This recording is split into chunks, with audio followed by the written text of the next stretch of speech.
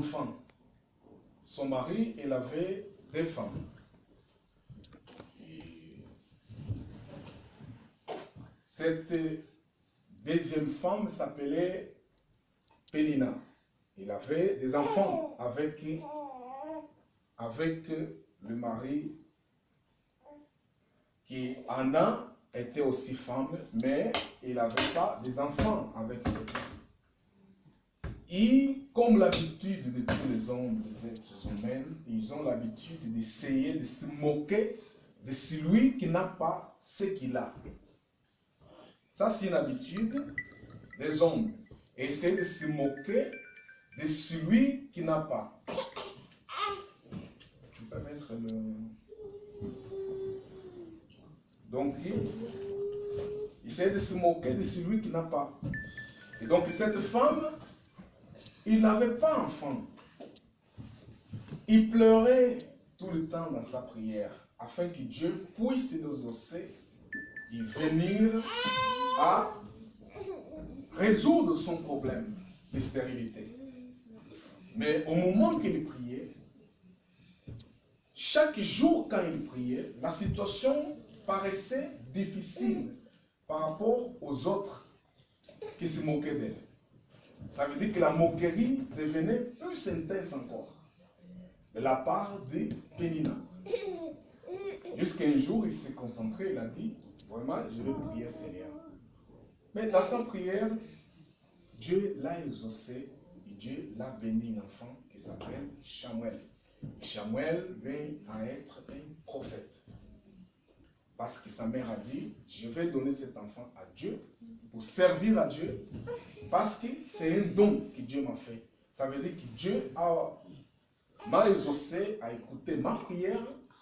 Dieu m'a fait que je sois une femme heureuse, honorée, parce que je viens d'avoir un enfant. Alors cet enfant, je vais l'offrir à Dieu. C'est comme la prémisse. La prémisse, c'est pour cela que dans la loi, vous voyez, il y en a, il n'a pas fait ça pour faire, parce que dans la loi, c'est écrit, toute la prémisse appartient au Seigneur. Toute la prémisse appartient au Seigneur. Et donc, il a fait cela, il a offert Samuel, et Nathan, son premier enfant, c'était son prémisse qu'il a offert à Dieu, pour accomplir ce que l'Écriture recommandait à propos de la loi des prémices. C'est ça qu'on a fait. Ça pour dire quoi? Pour dire que la prière change les choses. La prière transforme les choses. Un chrétien qui a l'habitude de prier, il verra les choses changer dans sa vie. Amen. Donc, on va continuer aujourd'hui, comme je vous ai dit l'autre fois. Dimanche passé, on a fait une introduction à propos de les rachats. Donc, aujourd'hui, on va parler vraiment de rachat limité. Qu'est-ce que ça veut dire, rachat limité? Dimanche passé, je vous ai parlé un petit peu. Rachat limité, c'est le choix que l'acheteur a par rapport à ce qu'il veut acheter. Il ne va pas vouloir acheter tout, mais il va vouloir acheter ce qui l'intéresse. Ce qui l'intéresse. On va au marché, on achète ce qui nous intéresse. Alors, Jésus, quand il est venu, il n'a pas venu comme l'évangile un peu ce qu'on entend à gauche à droite.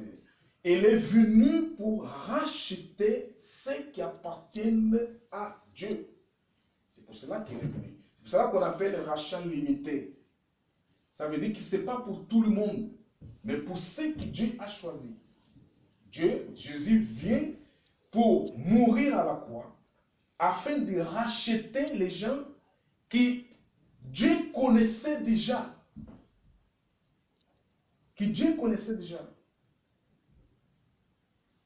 C'est pas tout le monde. Ça c'est pas, je vous dis la vérité. La parole de Dieu, croire en Christ, c'est aussi un don. C'est Dieu qui met en toi l'envie de croire en lui. Si Dieu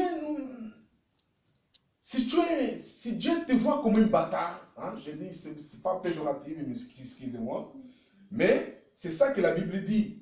La Bible dit, Dieu corrige ses enfants. Mais un bâtard, il ne peut pas corriger. Parce que ce n'est pas son fils, c'est un bâtard. Vous comprenez? Ça veut dire que Dieu, quand nous corrige à nous corrige parce qu'il sait que nous sommes ses enfants. Mais un bâtard, il ne va pas corriger. Un bâtard, il va le laisser faire comme il veut parce qu'il n'a rien à voir avec lui. Vous comprenez? Donc, c'est pour cela, moi, je voulais lire avec vous dans cette écriture, afin que vous compreniez ça. Bon, rachat, qu'est-ce que ça veut dire? Qu'est-ce que ça veut dire rachat? Rachat, moi, qu'est-ce que ça veut dire rachat? Je vais partager ça avec vous. Rachat, c'est l'acte de reprendre. Qu'est-ce qu'on reprend? Qu'est-ce qu'on reprend? On reprend quelque chose qui était à nous, mais qui n'est plus à nous. C'est pas ça? Quelque chose qui était à nous, qui n'est plus à nous, on va reprendre ces choses. Parce que si on les prend par la première fois, on ne les reprend pas, on l'apprend, on le prend. Vous comprenez ça? Quand on dit reprendre, ça veut dire que c'est prendre cette chose-là deuxième fois. Alors, rachat, ça veut dire ça. Rachat, ça veut dire prendre ce qui était à quelqu'un deuxième fois. Ça veut dire nous étions à Dieu, appartenons à Dieu. Mais un jour, à cause des péchés, on a laissé d'appartenir à Dieu. Et Dieu vient sur la terre pour reprendre ce qui était à lui. Ça veut dire nous qui croyons. Avant de nous reprendre, qu'est-ce qu'il va faire? Il va mettre dans le cœur de tous ceux qui sont à lui l'envie de lui. Vous comprenez? L'envie de lui. D'abord, il met l'envie de lui dans ces gens-là. Et à partir de là, ces gens commencent maintenant à avoir envie de chercher et de trouver Dieu. Quand ils vont trouver Dieu, Dieu va les reprendre. De quelle façon? C'est là où on va lire l'écriture de Hébreux chapitre 9. Hébreux chapitre 9.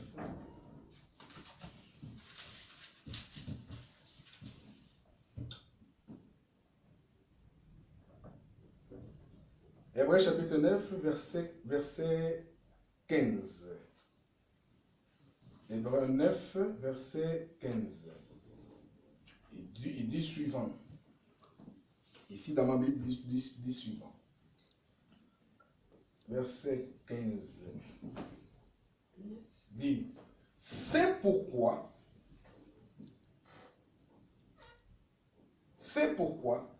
il est médiateur d'une nouvelle alliance, afin que la mort intervienne pour l'expiation des péchés commis sur la première alliance. Ceux qui sont appelés reçoivent la promesse de l'héritage éternel. Ici, il y a cet passage nous dit suivant. Jésus-Christ est médiateur d'une nouvelle alliance. Nous sommes dans la nouvelle alliance. Nous ne sommes plus dans l'ancienne alliance. Et malheureusement, même aujourd'hui, on a des gens qui aiment encore se soumettre à l'ancienne alliance. Quand on se soumet à l'ancienne alliance, au comportement et une façon de faire de l'ancienne alliance, on est en train de rejeter la nouvelle alliance. Automatiquement, qu'est-ce qui se passe? On est en train de rejeter l'auteur de la nouvelle alliance. Qui cet auteur de la nouvelle alliance? S'appelle Jésus. Vous voyez, c'est très dangereux quand les gens pratiquent encore l'ancienne alliance. Parce que quand la personne pratique l'ancienne alliance, elle est en train de rejeter Jésus-Christ, qu'il confesse avec sa bouche, qu'il croit. Vous voyez? Tu ne peux pas croire en Jésus-Christ en restant dans l'ancienne alliance. C'est impossible, tu ne peux pas faire ça. Si tu le fais, alors tu es menteur. Ça veut dire que tu vas tomber dans ce que Isaïe, prophète Isaïe a dit. Ces gens me glorifient avec sa bouche, mais leur cœur est loin de moi. C'est ça que Dieu avait lamenté dans l'ancienne alliance à travers des prophètes Isaïe. Ça veut dire qu'aujourd'hui, c'est ça qui se passe dans le monde. Les gens glorifient Jésus avec leur bouche, mais leur cœur est loin de cette Jésus.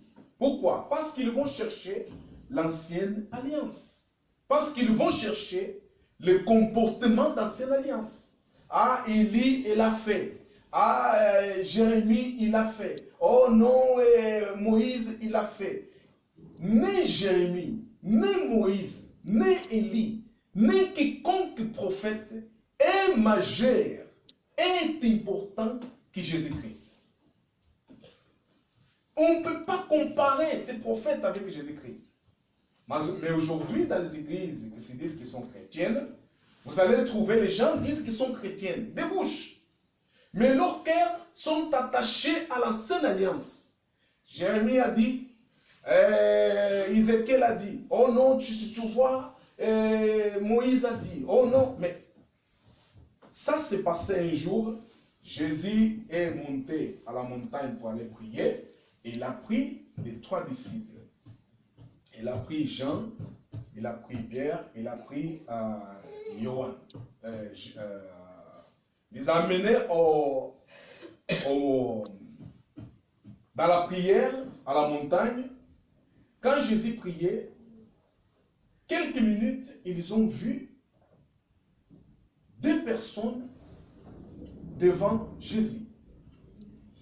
Qu'est-ce qu'ils ont vu? Ils ont vu Moïse, ils ont vu Élie. Élie représente le prophète. Moïse représente la loi. Et Jésus en personne, Dieu qui s'est fait homme, représentait la nouvelle alliance. Vous comprenez? Et les disciples vont dire à Jésus, Pierre va dire à Jésus, Maître, ce qu'on a vu, on n'a jamais vu. Alors on va faire suivant. On va construire 3 tentes ici à la montagne. Un pour Élie, autre pour Moïse et autre pour toi. Ils n'ont pas fini de parler.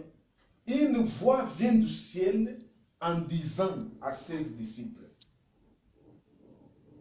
qu'ils doivent croire en Jésus-Christ. En disant que c'est mon fils. Pour faire comprendre quoi? Pour faire comprendre que les 2 qui étaient là sont serviteurs de Jésus-Christ. Alors toi, tu ne peux pas mettre Jésus dans la même rang avec Moïse ou avec Élie. Ça, dans la nouvelle alliance, on ne peut pas admettre. C'est sacrilège, on ne peut pas admettre ça. Et malheureusement, jusqu'aujourd'hui, c'est ça notre combat, jusqu'aujourd'hui, d'essayer de faire comprendre les pasteurs, les prophètes, les docteurs, etc., les faire comprendre que vous ne pouvez pas mettre Jésus dans la même rang avec le prophète Élie, ou Jérémie, ou Moïse. Jésus est Dieu qui s'est fait homme. Donc, on ne peut pas comparer ces choses-là. C'est la même chose comme aujourd'hui, les gens essaient de comparer diable avec Dieu. Ils pensent que diable a la même puissance que Dieu. Non! Diable, c'est une créature que Dieu a fait. Comme un ange. Il s'est rébellé. Mais il ne peut pas être dans la même dimension que celui qui l'a créé. Vous voyez, c'est ça le problème. Le problème des églises aujourd'hui, c'est qu'on privilégie le diable dans l'église et on diminue la personnalité de Jésus-Christ. Là, vous allez trouver, diable a fait, diable par-ci, diable par-là. Ils n'ont pas le temps d'enseigner les gens qui est vraiment Jésus-Christ dans leur vie. Parce que si les gens comprenaient qui est Jésus-Christ dans leur vie, Ce qui se passe aujourd'hui, on a des gens qui fréquentent les églises, mais ce sont des enfants spirituels. Ils grandissent jamais. Ils ont toujours la peur, ils marchent toujours dans la peur, ils n'ont pas la foi parce qu'ils n'ont pas enseigné véritablement qui est Jésus. Ils essaient de comparer Jésus avec des prophètes de la Bible. Tous les prophètes de la Bible sont des serviteurs de Jésus-Christ. Sont des serviteurs de Jésus-Christ. On ne peut pas comparer Jésus avec ces prophètes-là. Les prophètes tous dans la Bible. Quelqu'un te dit, hey, prophète autant, tu lui dis, ces prophètes-là, c'est serviteurs de Jésus. Point. Sont tous les serviteurs de Jésus. Parce que tous prophétisaient à propos des venues de Jésus. Prophétisaient à propos de l'œuvre que Jésus viendrait entamer dans le monde pour le salut de ceux que Dieu a choisis. Sont des serviteurs de Jésus. On ne peut pas jamais comparer Jésus avec un prophète. Le prophète, c'est un serviteur de Jésus. Donc, malheureusement, aujourd'hui, vous allez trouver dans les endroits où les gens disent qu'ils adorent Dieu, ce sont les prophètes qui sont les majeurs dans ces églises. Ils vont enseigner les prophètes, ils vont enseigner les Moïse, ils vont enseigner, etc. Il y a fait ça, il y a fait ça. Mais qui est Élie devant Jésus-Christ? Élie, c'est serviteur de Jésus-Christ. La puissance qu'il avait de faire tomber le feu du ciel jusqu'à la terre, ce n'est pas à lui. C'est Dieu qui l'a donné, l'a prêté. Dieu l'a prêté cela. Les enseignements commencent à être des enseignements bidonnés, des enseignements fausses, des enseignements qui n'apportent pas la vie. Quand on prend Jésus, on le met à côté et on va prendre des choses qui n'ont rien à voir avec l'actualité d'aujourd'hui. L'actualité d'aujourd'hui, on est dans la nouvelle alliance et dans cette nouvelle alliance, Jésus-Christ est le médiateur et l'auteur de cette nouvelle alliance. Donc, il faut que vous compreniez ça. Toute votre vie, Jésus-Christ est Dieu qui s'est fait homme. Quand on parle de Jésus, on est en train de parler de celui qui a fait le ciel et la terre. C'est pour cela qu'ici, l'apôtre Paul, il clarifie en disant, c'est pour cela qu'il est le médiateur d'une nouvelle alliance. Il existe une nouvelle alliance. C'est dans cette nouvelle alliance que nous sommes. C'est dans cette nouvelle alliance que nous sommes des enfants de Dieu. Ça veut dire, ce qu'on était, Jésus nous a rachetés, nous a amenés de retour à notre ancien statut. Notre ancien statut, c'est le statut d'enfants de Dieu. Nous étions ça avant. Avant, nous étions ça, des enfants de Dieu. Mais venant dans le monde, avec le péché d'Adam, on est devenu de quoi? Des pécheurs.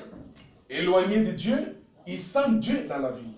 Maintenant, Jésus va venir pour faire quoi? Pour nous racheter. Ça veut dire nous amener de retour à ce que nous étions avant d'être dans le monde. Mais ça, ce n'est pas un privilège que Dieu donne à tout le monde. Vous pouvez être dans une maison, dans la rue, vous allez prêcher la parole, vous allez voir que même tout le monde va s'intéresser. Il y a des gens qui nous s'intéressent à la parole de Dieu. C'est un signe. C'est un signe. Nous ne voulons pas savoir de Christ dans sa vie. Nous ne voulons pas savoir de Jésus dans sa vie. C'est un signe. C'est un signe comme quoi il ne nous appartient pas, Seigneur. Ouais, il ne nous appartient pas. Donc vous pouvez faire tout pour tout. Mais s'il appartient au Seigneur, il y a un jour que Dieu a désigné pour que lui puisse se convertir et venir à Seigneur. Mais s'il n'a pas la graine éternelle, la graine de Dieu en lui, cette personne ne va jamais croire en Jésus-Christ. Il va mourir incrédule et dernier jour en enfer. Parce qu'il ne nous appartient pas. Tous les hommes ne sont pas appelés à devenir les enfants de Dieu. C'est pour cela qu'on parle de limites. Rachat limité. Ça veut dire, Jésus vient dans le monde, il va racheter quelques-uns, pas tout le monde, quelques-uns. Et ça, je vous donne un exemple. Quand le Seigneur parle dans l'écriture des Jean, vous allez écouter qu'est-ce que lui-même Jésus va dire. Qu'est-ce que Jésus va dire? Jean 17.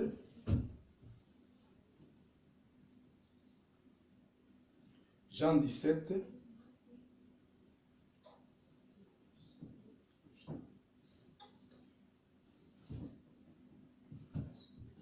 Verset 6. Jean 17, verset 6, Jésus dit suivant. J'ai manifesté ton nom aux hommes que tu m'as donné dans le monde. Ils étaient à toi et tu me les as donnés. Et ils ont gardé ta parole. Vous voyez? Ils étaient à toi. Ils étaient. Quand Jésus parle de ces hommes-là, ne sont pas tous les gens, hein, ne sont pas tout le monde. C'est pour cela qu'on parle de rachat limité. Christ n'a pas racheté tout le monde. Non. Il a racheté ceux qui étaient, qui appartenaient à Dieu. Qui quand ils sont venus dans le monde, se sont perdus dans le péché.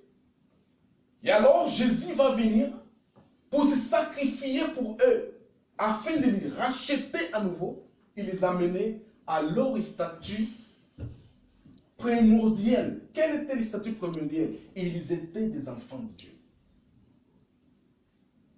Ce n'est pas tout le monde. Le rachat n'est pas à tout le monde. Jésus n'est pas mort pour tout le monde. Non. Jésus est mort pour ceux qui sont à Dieu. Parce que le fils de perdition, que la Bible parle comme la vraie, ça veut dire la semence du mal, ce que le diable a semé. Ces enfants-là, Jésus ne peut pas mourir pour eux.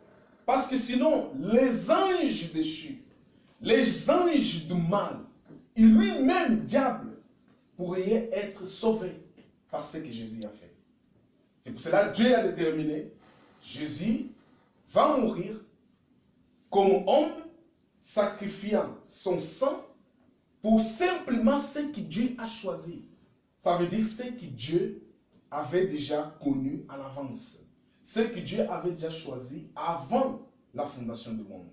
Sont venus dans la terre, se sont perdus, pour qu'ils n'aillent pas à l'enfer, condamnés par les œuvres du mal. Jésus vient, il se sacrifie, afin que ces gens-là, qui sont déjà choisis par Dieu, ne vont pas à l'enfer, qu'ils viennent à la vie, parce qu'ils sont des enfants de Dieu. Alors, le salut n'est pas tout le monde. Le salut est pour ceux que Dieu a déjà désignés pour qu'ils deviennent des enfants de Dieu. Dire ça, les gens peuvent, ceux qui m'écoutent, ceux qui m'écoutent tout le temps, ils disent, non mais c'est comme ça veut dire que Dieu est, en fait, Dieu discrimine les gens, en fait. Non. Dieu nous discrimine les gens. Simplement, Dieu, Jésus est venu pour ceux qui sont à Dieu. Pour ceux qui appartiennent à Dieu, qui se sont perdus. C'est pour cela qu'on parle de rachat limité. Ce n'est pas un rachat total, hein? C'est un rachat limité. Parce que sinon, tout le monde que vous voyez là, vous pourriez adorer aussi Dieu. Hein? Tout le monde que vous voyez là, vous pourriez aussi adorer Dieu. Tout le monde que vous connaissez et que vous voyez, pourriez aussi s'intéresser à des choses de Dieu. Mais il ne s'intéresse pas. Tu vas te scandaliser, tu vas dire, mais pourquoi Dieu ne le touche pas? Pourquoi Dieu ne... Non. S'il est à Dieu, peut-être demain, peut-être après-demain, il va revenir à Dieu. Parce que le temps déterminé appartient à Dieu. C'est Dieu qui connaît le temps qu'il a exposé, qu'il a déterminé pour chacun de ceux qu'il lui a choisi. Lui, il va se convertir dernier jour, avant de mourir. Il va me croire. il va être sauvé. C'est comme les deux voleurs à la croix. Un voleur à gauche, un voleur à droite, Jésus au milieu. Qu'est-ce qui va se passer? Un des voleurs commence à insulter Jésus. Ah, regarde-lui. Il faisait des miracles, ressuscitait des morts, hein, des maladies, du tout, il guérissait. Mais aujourd'hui, regarde-lui à la croix. Pourquoi tu sors de la croix alors? Tu es puissant. Pourquoi tu ne sors pas à la croix? Il a commencé à se moquer de Jésus à la croix. Mais il ne savait pas que Jésus il est à la croix pour accomplir ce qui est dans la Bible. Qu'il fallait qu'il vaille à la croix afin de mourir. Et à travers de son sang, sauver ce que Dieu a déjà choisi. En fait, celui qui est à droite de Jésus était quelqu'un que Dieu avait déjà choisi. Et qu'est-ce qu'il va dire? Celui de droite. Il va dire l'autre qui est à gauche, il va lui dire, ferme ta bouche. Nous, si on est à la croix, parce que nous méritons, nous étions des voleurs, on faisait du mal aux gens. Mais lui, qu'est-ce qu'il a fait? Il n'a rien fait. Seule chose qu'il a fait, c'est de prêcher la parole de Dieu, c'est tout. Alors pourquoi tu l'insultes? Et après, il regarde à Jésus et dit, Seigneur, ne m'oublie pas dans ton royaume. Et Jésus va lui répondre, aujourd'hui même, toi, tu seras avec moi dans mon royaume. Cette personne est sauvée dans les dernières secondes de sa vie. Et l'autre, il va à l'enfer en dernière seconde de sa vie. Pourquoi? Parce qu'il y a là un choisi et un non choisi. Ceux qui ne sont pas choisis, ils se moquent de Dieu. Ils se moquent des paroles de Dieu. Toutes choses qui concernent à Dieu, ils se moquent. Ils détestent ça. Ça les perturbe. En fait, une personne, hein, on peut dire même qu'aujourd'hui, il y a des gens qui sont dans les sorcelleries, qui sont sorcières. Qu'est-ce qui se passe avec ces gens-là? Quand ils écoutent la parole de Dieu, ça les irrite. En fait, ça les embête. Ça les met mal disposés. Ils s'énervent. Ils n'aiment pas écouter à propos de la parole de Dieu. Quand ils écoutent la parole de Dieu, ils s'énervent. Quand ils écoutent la parole de Dieu, ce moment-là, dans son cœur, va commencer à sortir maintenant, à travers de sa bouche, des paroles méprisantes, des paroles qui méprisent Dieu. Les choses, il va s'attaquer d'abord. Les pasteurs, il va sortir des pasteurs, va s'attaquer maintenant à Dieu. Donc, il est toujours en contradiction. Il n'aime pas écouter ça. Pourquoi? Parce qu'en lui, il y a une sémence du mal. Il y a une sémence du mal. Il y a un démon en lui. Cet démon, quand il écoute Dieu, il se révolte. Quand il écoute Jésus, il se met en colère. Ce n'est pas lui, c'est un démon. Pourquoi? Parce qu'il est fils de la condamnation. Mais c'est lui, il est dans cet état-là. Dieu va faire tout afin de le délivrer, afin qu'il commence à s'intéresser petit à petit aux choses de Dieu. Première chose, l'irritation à propos du nom de Jésus va disparaître dans son cœur, dans son esprit. Avant, quand il écoute Jésus, il s'énerve, il n'aime pas, il déteste. Mais comme il est choisi, Dieu va enlever cet démon en lui. Maintenant, quand il écoute le nom de Jésus, il n'y a plus d'énervement, il n'y a plus d'irritation, il n'y a plus la mépris, la moquerie. Tout ça, ça va disparaître dans sa bouche. Il va fermer maintenant sa bouche. Et dans son cœur, il va commencer à parler avec Dieu. Parce qu'il est une sémence de Dieu. C'est ça qui se passe. C'est ça qui se passe.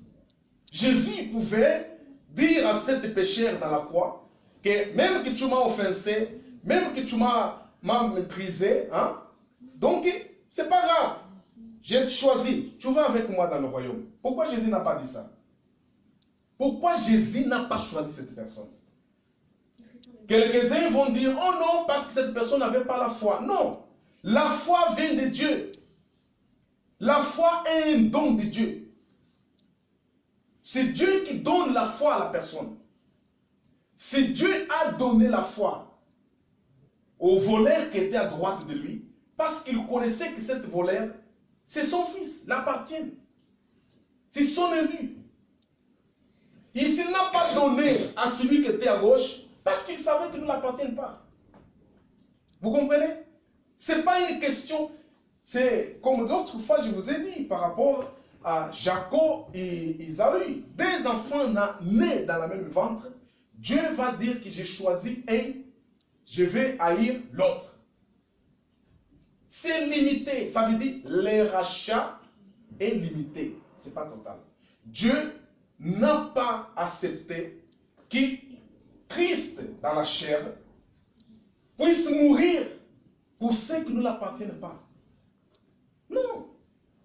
Jésus est mort pour ceux qui appartiennent à Dieu. Pour ceux qui appartiennent à Dieu. C'est pour ça que vous voyez dans cet verset, Jésus, dans Jean chapitre 17, verset 6, Jésus dit que je me suis manifesté à ces hommes-là que tu m'as donné. Finalement, les disciples, pour croire en Jésus-Christ, c'est Dieu qui avait désigné, vous voyez, c'est Dieu qui a désigné, vous là, vous allez croire en lui. Et c'est pour cela qu'eux, au milieu de tout le monde d'Israël, il n'y avait que ces 12-là, aux 72, qui ont décidé, on va suivre Jésus. Vous comprenez? C'est pas, c'est un mystère. C'est un mystère.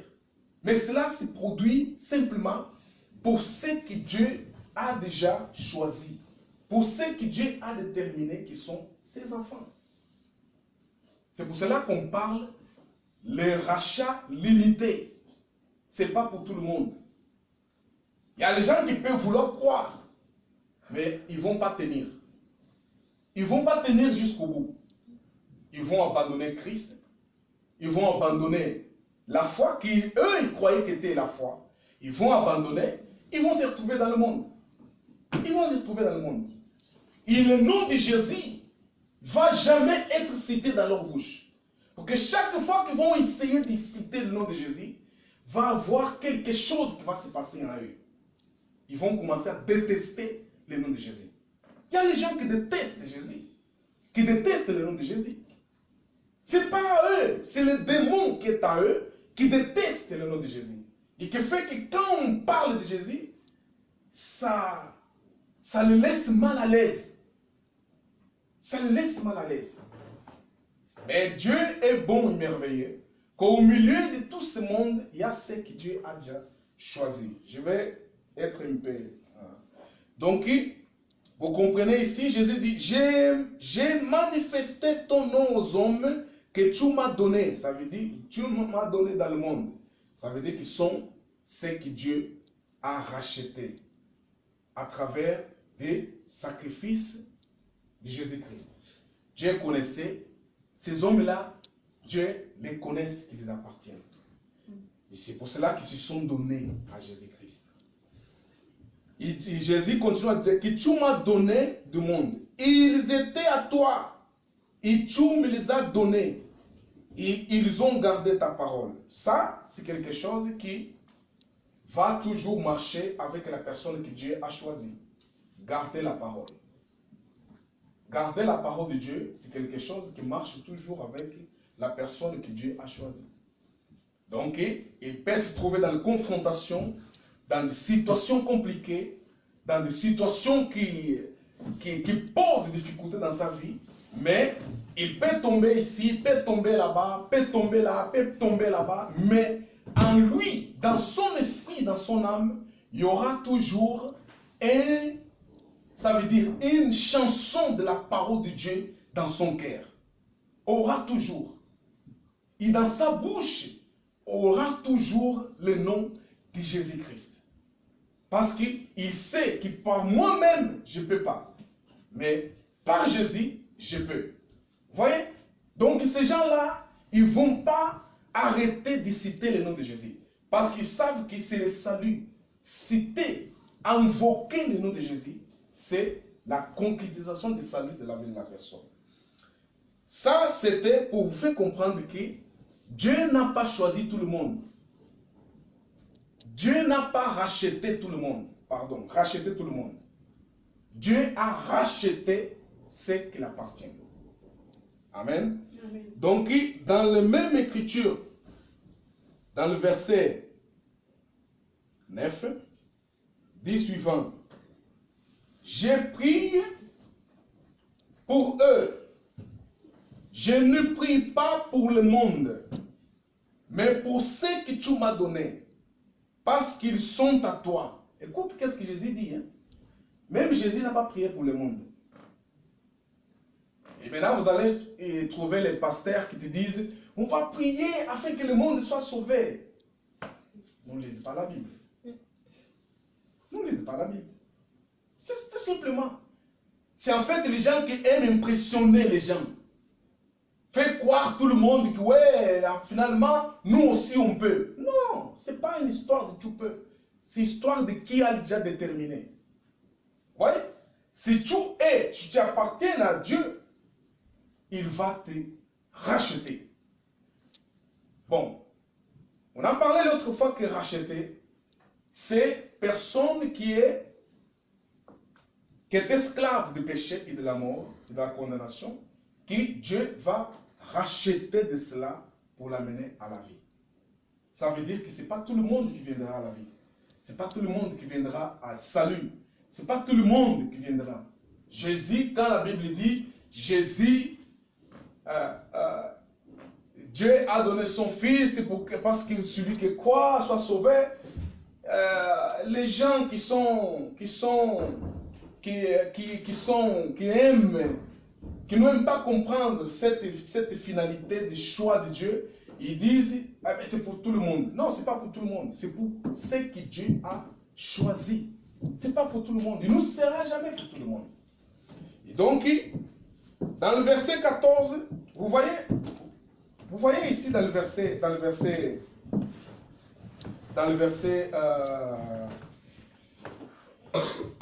9, écoute qu'est-ce qu'il dit. Il dit, j'ai prié pour eux. Je ne prie pas pour le monde.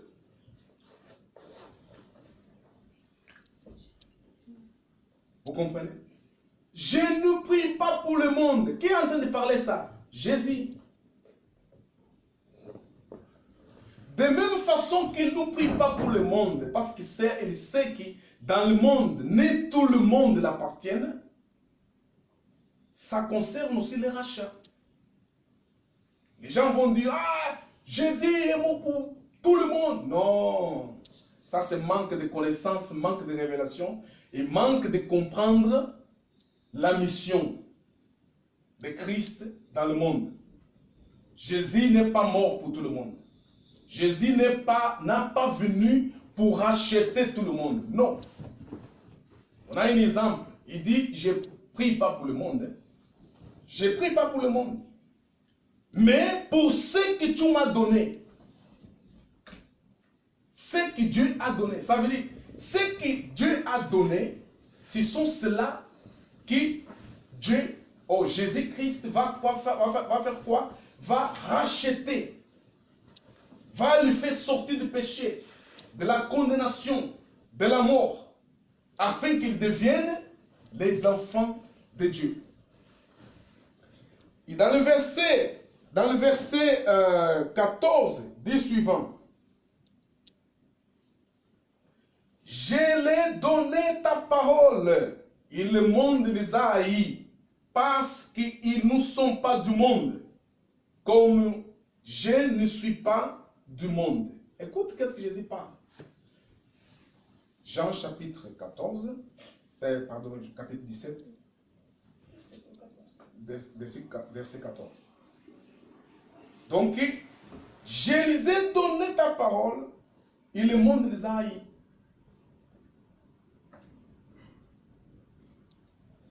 Ah, là maintenant on comprend que finalement, il y a le monde, il y a ceux qui ne sont pas du monde.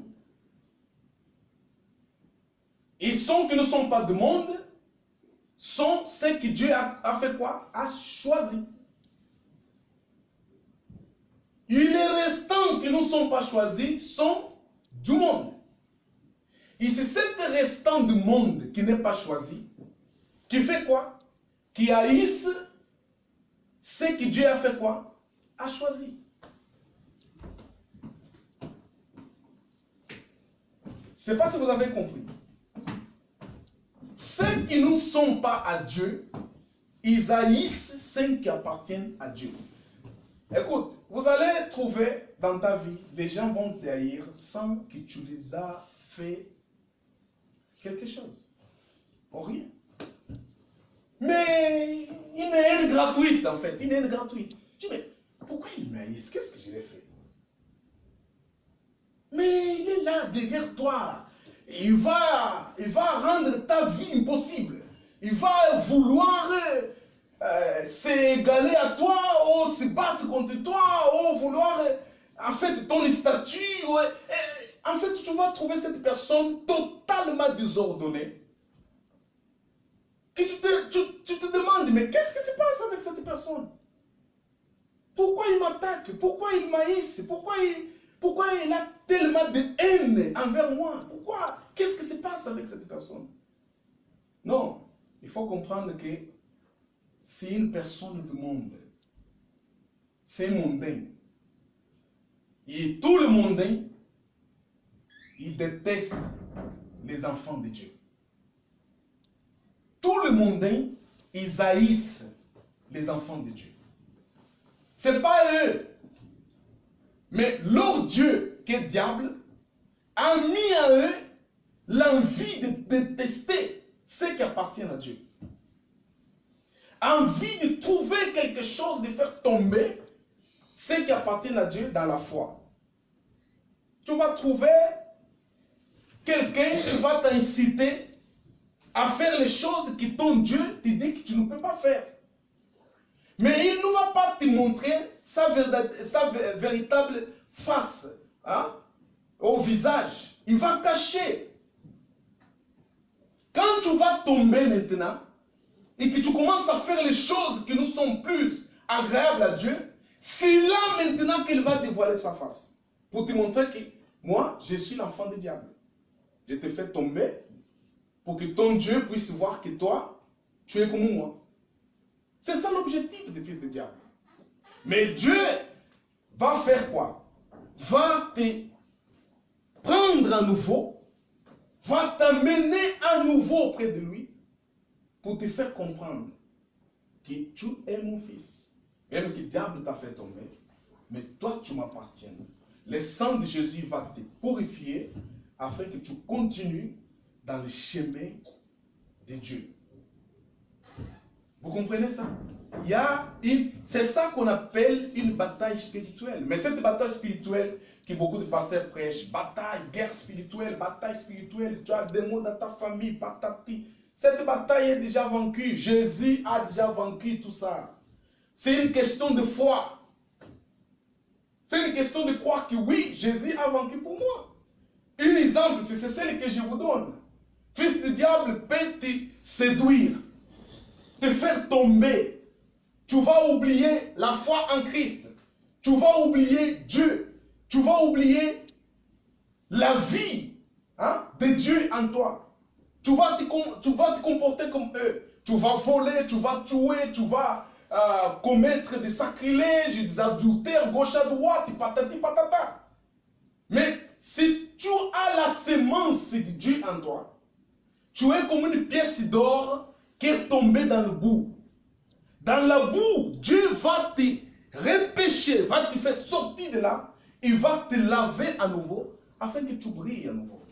C'est ça, parce que tu es une pièce d'or. Vous comprenez ça? C'est ça la différence entre la personne choisie et la personne qui n'est pas choisie. Les enfants du diable, eux, ils ne peuvent pas se décréter qu'ils sont des enfants du diable. Si tu dis à quelqu'un que tu es fils du diable, oh là là là, c'est la guerre. C'est la guerre. Il veut que tu l'appelles fils de Dieu, mais il n'a rien de Dieu en lui. Vous voyez? Les enfants du diable n'aiment pas qu'on les traite qui sont les enfants du diable. Mais il faut que vous, les enfants de Dieu, dans votre vie, dans vos amitiés, il faut avoir l'esprit de discernement pour discernir qui est du diable, qui n'est pas du diable. Parce que les enfants du diable, ils ont une stratégie. Les stratégies des enfants du diable, c'est de faire toujours les enfants de Dieu commettre ce que Dieu interdit. C'est ça. Ils sont beaux, ils savent bien parler, ils sont sympathiques, mais leur beauté, leur sympathie a une chose cachée. Séduire les autres à commettre les choses que Dieu interdise. Vous comprenez comment les enfants du diable fonctionnent? Et ils ne viendront pas te dire, hé toi, allez, on va là tuer quelqu'un. Il ne va pas te dire ça. Il va te séduire d'abord. Il va te mettre des choses dans la tête. Et il va faire de sorte que toi, tu commences à t'intéresser aux choses du diable petit à petit. Jusqu'à un jour, tu vas voir les choses du diable comme une chose naturelle. C'est ça que la télévision aussi enseigne. La télévision a comme une mission de transformer la mentalité des gens, de faire de sorte que les gens soient des esclaves de toutes choses que la télévision enseigne. Parce que si toi tu ne fais pas ce que la télévision t'enseigne, les autres là dehors vont te prendre pour comme quelqu'un dépassé, comme quelqu'un d'âge de pierre. Alors il faut que tu te conformes selon la télé. Mais qui est derrière la télé? Vous ne savez pas. Ce sont les œuvres du diable qui sont pour derrière toutes ces choses-là. Objectif, enseigner les gens à voir les choses du diable comme les choses naturelles, comme les choses normales. Là, aujourd'hui, vous allez voir des scènes animées à la télé qui enseignent les enfants. Autrefois, j'étais là avec mon épouse, on regardait la télé. Quelques minutes, j'ai vu une publicité d'une poupée. C'est une poupée, quand tu tournes la tête, elle devient un garçon. Quand tu lui tournes la tête, elle devient une fille. Vous savez qu'est-ce que ça veut dire ça? Vous savez qu'est-ce que ça veut dire ça? Double visage. Double visage, pas simplement. Des personnalités, pas simplement. Ça, c'est l'homosexualisme. C'est le lesbisme. Où la femme est femme, Dieu l'a créée comme femme, elle vient devenir un garçon. Où l'homme est l'homme, Dieu l'a créé l'homme, mais elle vient devenir une fille. Ça, ce sont des choses que le diable manipule. Il faut que vous compreniez. Il faut avoir le discernement de comprendre les enjeux que le diable est en train de mettre dans le monde. L'objectif, c'est quoi? C'est contredire Dieu. Parce que Dieu avait interdit ces choses-là. C'est contredire Dieu. C'est de dire Dieu que nous, on s'en fout de toi. Nous, on peut faire notre vie comme on veut. Et les résultats, c'est tout ça que vous voyez aujourd'hui dans le monde. Les conséquences que vous voyez aujourd'hui dans le monde. C'est ça les résultats.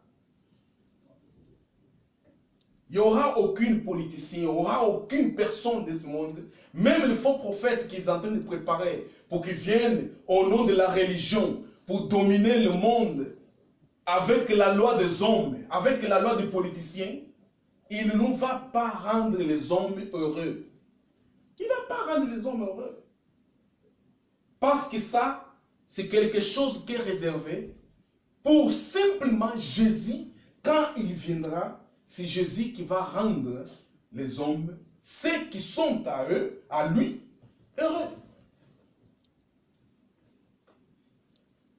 Je sais que quelques-uns vont commencer à dire, ah là, la pasteur est en train de discriminer. Mais je vous dis ce qui est écrit dans la Bible. Je vous dis ce qu'est la parole de Dieu. J'ai prié pour eux. Je ne prie pas pour le monde. Mais pour ceux que tu m'as donnés, parce qu'ils sont à toi. Verset 9, dans le Jean chapitre 17. Pour terminer dans cette dans cet passage, le verset 14 nous dit je leur ai donné ta parole, et le monde les a haïs parce qu'ils ne sont pas du monde. Comme moi, Jésus, je ne suis pas du monde. Quand vous venez chrétien, quand vous venez dans la vocation divine, vous ne appartenez plus au monde. C'est pour cela que vous voyez que dans l'instruction selon l'écriture, on nous conseille tout le temps d'être différents que les autres. C'est la Bible, c'est la parole de Dieu, c'est Dieu. Parce que, imagine un extraterrestre, comme vous disiez dans le langage terrain, extraterrestre. Mais je vous dis ce qui est extraterrestre, c'est un démon incarné, c'est tout. Extraterrestre, c'est un démon incarné. Donc, quand il est au milieu des gens, il ne va pas chercher s'assimiler aux gens dans le monde. Il va imposer les gens de respecter ce qui, lui, il est en train d'enseigner. Il y a un film que l'on a regardé avec Thomas dans le Netflix. C'est... comment ça s'appelle? J'ai oublié le titre. Il y avait, tous, en fait, il montre par rapport à le monde à venir, par rapport au monde 666. Mais le problème, c'est qui dirigeait tous les ordres, qui donnait les ordres, qui orientait, qui manipulait tout, c'était une extraterrestre qui était fermée dans une coque comme un robot. Mais dedans, c'était un extraterrestre. Et les gens faisaient les choses qui lui donnaient les ordres. Ça, ce sont des choses qui se passent. Ce sont des choses qui se passent. Il y a beaucoup de mystères que les gens ne comprennent pas. Mais nous ne sommes pas de ce monde. Quand on parle de ce monde, on parle du système de ce monde. Nous appartenons à un système du ciel. Un système d'en haut. Un système de Christ. Nous sommes de Christ. Nous sommes des enfants de Dieu. Appartenons à Dieu. Nous sommes dans le monde. Nous vivons avec les gens dans le monde. Mais nous ne nous laissons pas influencer par le monde. Parce que nous ne sommes pas du monde. En tout cas, si vous êtes l'enfant de Dieu. Parce que si vous n'êtes pas l'enfant de Dieu, c'est que tu es en train d'écouter. Tu vas entrer dans une oreille, va sortir dans l'autre. Et tu vas continuer toujours à faire ce que le monde veut que tu fasses. Dans le chapitre 15, Jean chapitre 15, je vais lire là avec... je vais faire un peu vite. Ouais. Jean chapitre 15.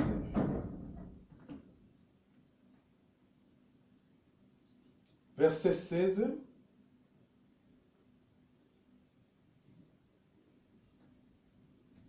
Jésus va dire une chose.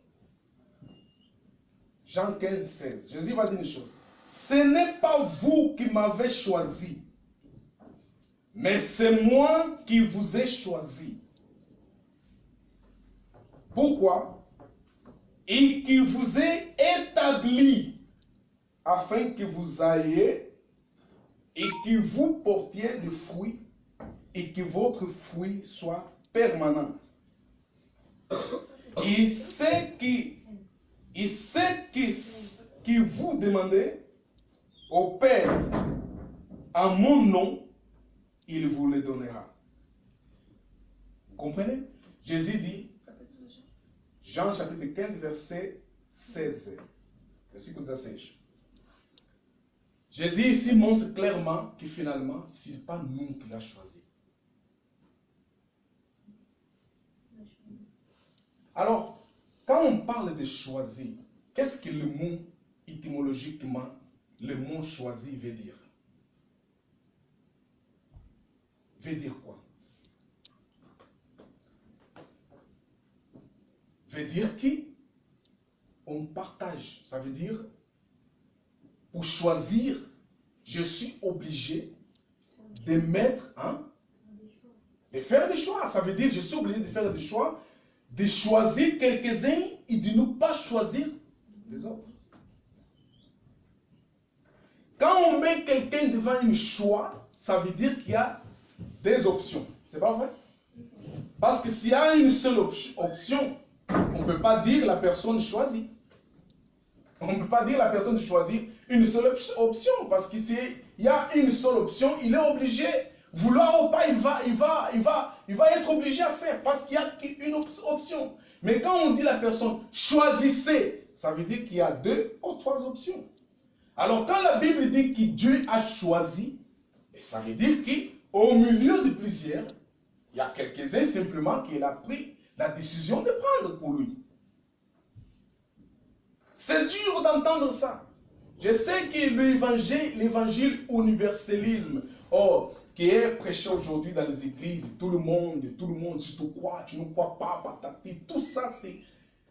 Quand vous entendez ça, vous comprenez que finalement, je veux m'intéresser à Dieu quand le temps va arriver, quand Dieu va mettre en moi la foi de croire en lui. Si je suis choisi pour lui. Si je suis choisi, si je ne suis pas choisi, ça ne va pas arriver. Ça ne va pas arriver. Dans mon ministère, j'ai connu beaucoup de gens. Beaucoup. Qu'au début, ils étaient fervents dans la foi en Jésus-Christ. Et ils pouvaient même, si tu lui dis, donne ta maison, il donne. Parce qu'il avait tellement la foi, tellement, en fait. Mais aujourd'hui, ces gens-là, tu passes devant lui, il est pire que la personne qui n'a jamais été allée dans une église. Et ce sont ces gens-là qui sont en train d'encourager les autres qui sont dans le monde à continuer dans le monde. Et ce sont ces gens-là qui sont devenus les agents du diable pour séduire ceux qui sont dans la foi, pour sortir, pour aller dans le monde. Parce que dans sa bouche, qu'est-ce qu'il va avoir? Ah, moi j'étais là, hein, je connais tout qu'ils enseignent là, je connais, hein, j'ai vu ça, c'est de n'importe quoi. C'est ça qu'il va avoir dans leur bouche. Quand ils se rencontrent, qui pour parler de... le pasteur, l'église, l'argent, patati. Conclusion, il faut faire attention avec ces gens-là. Parce qu'au milieu d'eux, vous allez trouver les gens qui sont fétichistes, ça c'est sûr. Qui ont l'esprit de fétichisme. Ça, je ne vous mens pas. Les gens qui ont l'esprit de fétichisme, ils n'aiment pas que les gens croient en Jésus-Christ. Ils n'aiment pas ça. Surtout s'il est dans son monde de ténèbres, dans son monde de fétichisme. Il veut déjà tuer quelqu'un. Il s'aperçoit que cette personne a accepté Jésus-Christ. Il va faire tout pour tout. Et c'est pour cela que je vous dis, il y a des choses qui se passent dans la vie que vous ne comprenez pas pourquoi ça se passe. Vous allez voir quelqu'un va taillir gratuitement. Tu te dis, mais pourquoi tu m'haïs? Je t'ai rien fait. Non, il taillit parce qu'il sait que dans la nuit, toi, tu es un obstacle dans sa vie. Dans la nuit, quand il veut sortir pour faire du mal aux gens, toi qui es fils de Dieu, il y a une puissance d'esprit en toi, il y a une lumière de Christ en toi, il y a une feu de Christ en toi qui l'empêche, lui, faire ses œuvres de fétichisme, ses œuvres de magie, ses œuvres diaboliques. En fait, toi, tu es un empêchement, tu es une pierre d'achoppement pour lui. Donc, il faut qu'il crée des situations afin que tu taillisses, afin que les gens qui sont en ton tour ne croient plus en Jésus. Vous comprenez? C'est ça la guerre qui se passe. La guerre qui se passe de la journée, tu sors dans la rue, quelqu'un vient, t'agresse comme ça, gratuitement. Tu dis, oh, mais pourquoi tu m'agresses? Non. Il sait pourquoi il a fait ça. De nuit, il sait que toi, tu es un enfant de Dieu. Il a essayé de te tuer, mais il n'a pas réussi. Il a essayé de te faire quelque chose, il n'a pas réussi. Alors, comme dans la nuit, il n'a pas réussi, il va venir maintenant dans la journée.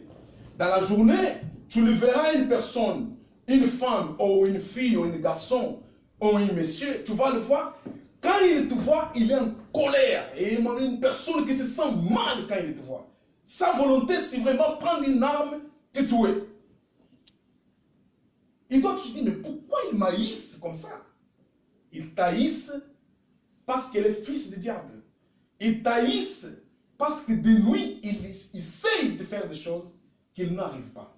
Ils t'haïssent parce qu'ils voient que toi, tu es un obstacle dans sa vie de fétichisme, dans sa vie de nuit. Et déjà la journée, il vient maintenant pour t'attaquer. Alléluia. Vous avez compris ça?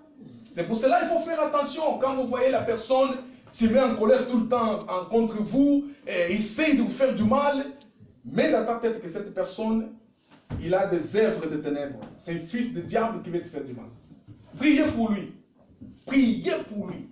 Dis à Seigneur qui s'occupe de son cas. Et tu verras après ce qui va se passer. Donc, là, il y a un secret. Jésus vient de dire, nous ne sommes pas du monde. Parce que moi, Jésus, je ne suis pas du monde. Alors, malheur, je ne dirais pas malheur, excuse-moi, mais malheureusement, on trouve aujourd'hui des enfants de Dieu qui aiment le monde. Toutes les choses que les gens du monde font, lui aussi fait. Pourquoi? Parce qu'il ne se connaît pas. Pourquoi? Il ne se donne pas valeur. Il ne se valorise pas. En fait, valeur d'une pièce d'or que Dieu l'a donnée, pour lui, il les jette aux poubelles. Tu vas les trouver au milieu des mondains. On ne dit pas qu'on ne peut pas avoir des amitiés avec les gens du monde. On peut avoir des amitiés avec les gens du monde, mais en préservant mon statut. Vous comprenez? Je ne vais pas laisser que le mondain m'amène dans son jeu. Non. Sinon, je serai faible. Je vais rester dans mon statut. Je suis enfant de Dieu. Je sais quel est mon statut. Je sais quel est mon objectif. Le mondain, c'est une personne qui est utilisée souvent par diable. Parce qu'il n'a pas Dieu en lui. Un mondain n'a pas Dieu en lui. Et donc, il va tenter, par blague ou par d'autres moyens, de m'amener dans son jeu, afin que je sois comme lui, ou comme elle, ou afin que je fasse des choses qu'elle fait, ou qu'il lui fait. Là, automatiquement, je mets deux pas derrière, ça veut dire je mets marche arrière, et je prends un autre chemin. Parce que j'ai compris maintenant son jeu. Son jeu, c'est de me faire tomber dans quoi? Dans les choses que Dieu ne peut pas accepter que je fasse. Parce que je ne suis plus du monde. Vous comprenez ça? Ça, c'est un problème qui se passe tous les jours dans nos vies. Tous les jours dans nos vies. Nous avons la grâce sur nous. Mais le diable, ses agents, ils vont essayer. Jésus est clair ici. Nous ne sommes plus les gens de ce monde. Jésus est clair. Nous sommes des enfants du royaume. Vous comprenez ça? Donc, pour terminer, peut-être qu'on va continuer ça dimanche prochain, parce qu'on a beaucoup d'enseignements là-dessus.